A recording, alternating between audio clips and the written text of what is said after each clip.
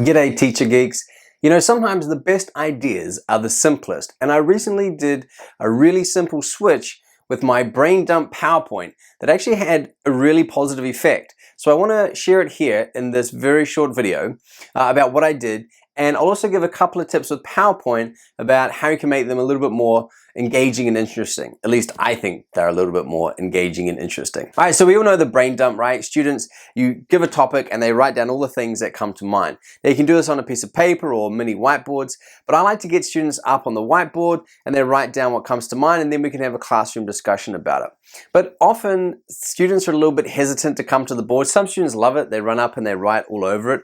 But I tweaked my PowerPoint slide that I used to do this, and I just simply got a whole bunch of clouds and I said, right, come and write your idea in a cloud.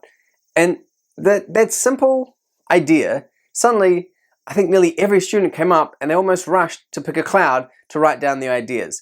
And then it just led to a pretty nice, straightforward 5-minute discussion, right? I mean, I'm sure my students don't even remember this, not the most drastic, dramatic, long-lasting, meaningful discussion we ever had. But it was a simple switch that took no extra time or effort, and now I have that slide design template that every time I want to do a brain dump, I can just use it and I can say, right, come and write what you know about this particular topic.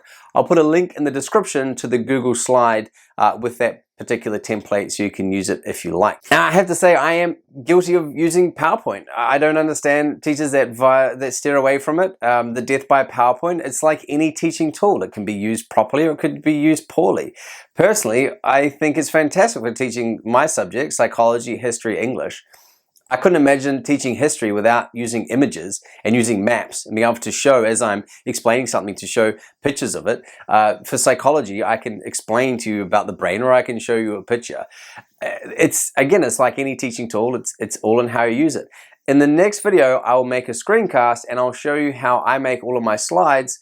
And I can have an infinite range of interesting designs, and I keep them as a template, which I use every time. The psychology teachers who use my resources, you'll see the pattern, you'll know my design. I have very limited graphic designing skills, but I like them. I like having a blackboard when I stand and lecture, like a blackboard design.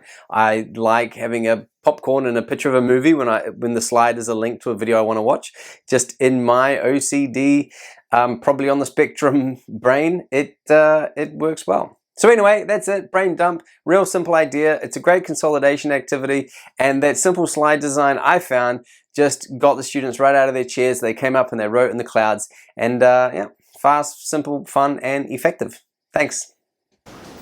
Serotonin, it's serotonin.